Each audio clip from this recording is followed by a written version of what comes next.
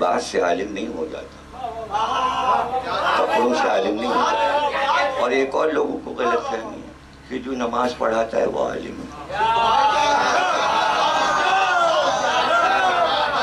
یہ کوئی ضروری نہیں ہے. جو نکاح پڑھاتا ہے وہ عالم ہے. ارے یہ چھوٹے چھوٹے کام ہیں، یہ ضروری نہیں ہے کہ عالم کرے. اٹھا کے پڑھیے کتاب. اگر آپ کو نکاح پڑھنا خود آتا ہے تو آپ اپنا نکاح پڑھ سکتے ہیں. تو یہ تو آپ نے ایسا کیا ہوا ہے کہ لانا پڑتا ہے، اور پھر جوڑ توڑ ہو رہا ہے. کتنا لیں گے؟ 5 لیں گے. ہم 28 میں کرا دو، ہم 2 میں کرا دو. یہ نہیں پتا نکاح چلا گیا. یہ بھاؤ تاؤ میں پھر آگے بھی خوب بھاؤ تاؤ ہوگا. اس سے اچھا یہ کہ سب لوگ اتنے سیرے یاد کر لیں، صحیح عربی میں خود ہی نکاح پڑھا کریں. کیا حرج ہے اس میں؟ اور پڑھانے والا کیا معلوم کیسے پڑھا رہا ہے، آپ کو کیا پتا صحیح پڑھایا اس کو. لیکن اگر کوئی بڑا آ گیا تو چپکے سے کہتا یہاں پہ ذرا صحیح میں نے غلطی کر دی، لو نکاح تو گیا. ایسی غلطیاں ہی ہوتی ہیں. ایسے ہی نماز جنازہ ہے، ایسی دوسری چیزیں سب آپ کر سکتے ہو، خود کر سکتے ہو، لیکن وہ عالم وقت نہیں ہو جاتا. وہ آپ کا دینی گائیڈ ہے. عالم ایک الگ چیز ہوتی ہے. دیکھیے مثال اللہ نے قرآن میں دے دی کہ موسیٰ سب کچھ سنا رہے ہیں، ہماری ہی باتیں تمہیں سنا رہے ہیں. یہ کر لو، یہ کر لو، یہ کر لو، حج کر لو، روزہ رکھ لو، نماز پڑھ لو، زکوٰۃ دے لو. یہ سب ہمارے کہنے سے موسیٰ کر رہے ہیں. تو اس کے معنی نہیں کہ موسیٰ بہت بڑے عالم ہو گئے. حالانکہ پیغمبر ہیں، رسول ہیں، مگر اتنے بڑے عالم نہیں ہو گئے. تو اس لیے اللہ نے بتانے کے لیے موسیٰ کو خضر کے پاس بھیجا کہ عالم وہ ہیں، ان سے سیکھو. تو روزمرہ کی زندگی بتانے والا موسیٰ تو ہو سکتا ہے، خضر نہیں ہو سکتا. یعنی علم کی طاقت ہی رکھ سکتا.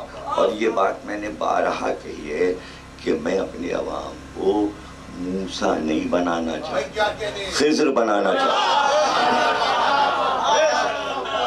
لیکن یہاں میں یہ دیکھ رہا ہوں نہ موسیٰ بننے کو تیار ہے، نہ خضر بننے کو تیار، بلکہ ابو جہل بننے کے لیے تیار. تو ایسے میں آدمی مطلب کیا کام کرے، آپ بتائیے کیا کام کرے.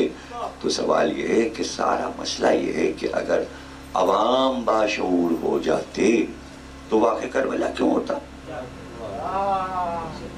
اگر باشعور ہو جاتے اور علمی سطح پہ آتے تو واقع کربلا کیوں ہوتا؟ یعنی پڑھے لکھے جاہل تھے، سب حافظ قرآن بھی تھے، نمازیں خوب پڑھتے تھے، حج کیے ہوئے تھے، گلے میں قرآن لٹکائے ہوئے تھے، اور پھر جاہل تھے. پھر جاہل تھے. اچھا یہ بھی کہہ رہے تھے جب امام حسین پوچھتے تھے میں کون ہوں، تو کہتے تھے ہم جانتے ہیں آپ کو، ہمارے نبی کے نواسے ہیں. جانتے تھے، معلومات رکھتے تھے. یہ لباس کس کا ہے؟ یہ گھوڑا کس کا ہے؟ نبی کا. ہمارے رسول کا گھوڑا ہے. یہ جو آپ امامہ پہنے یہ رسول اللہ کا ہے. سب پتا تھا اور پھر مار ڈالا. کیوں؟ کیوں؟ پڑھے لکھے جاہل اسے کہتے ہیں. کیا؟ شعور نہیں تھا. شعور یہ ہے کہ آپ کسی کو صرف جانے نہ. ہم تو جانتے ہیں ضمیر اکبر نقوی کو، ہاں وہ جو کالی شیروانی پہنتے ہیں، وہ جو کالی ٹوپی لگا، ہاں وہ جو فلاں جگہ رہتے ہیں، ہاں فلاں فلاں امام باڑوں مجلس پر، سب پتہ ہے. بیکار ہے جاننا، بیکار ہے جاننا. اگر آپ ہماری فکر کو نہیں سمجھ رہے کہ ہم آپ سے کیا چاہتے ہیں کہ آپ کس سطح پر پہنچیں، اگر آپ یہ بات نہیں سمجھ رہے اور جان کے اسے ٹال لیں اور سب کچھ بتا رہے ہاں ہم ان کو جانتے ہیں، وہ کیا کھاتے ہیں، وہ کیا پیتے ہیں، وہ کہاں گھومتے ہیں، وہ کیا کرتے ہیں، کب سوتے ہیں، کب جاگتے ہیں، کروڑوں باتیں بتا دو، سب بیکار اگر یہ نہیں پتا کہ ہم تم سے علمی کام کیا لینا چاہتے ہیں.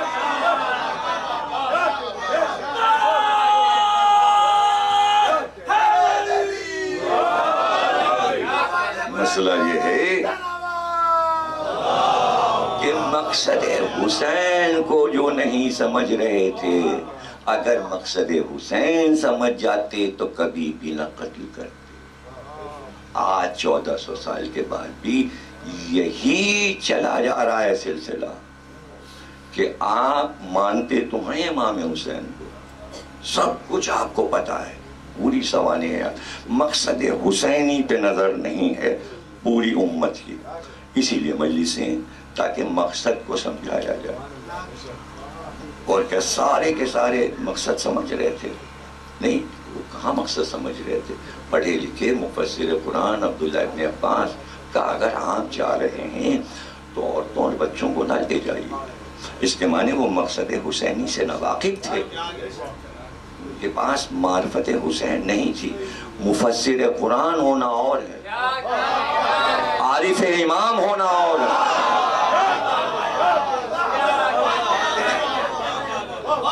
اور دیکھیں امام حسین نے یہی بات دنیا کو بتائی کہ دیکھو کتنے بڑے یہ مفسر ہیں، میرے باپ علی کے شاگرد ہیں، ان سے لوگ تفسیر قرآن لیتے ہیں، لیکن چونکہ امامت کی معرفت نہیں رکھتے اس لیے ہم ان کو کربلا نہیں لے جا رہے۔ اتنے بڑے عالم کو امام حسین کربلا نہیں لے گئے۔ اگر معرفت حسینی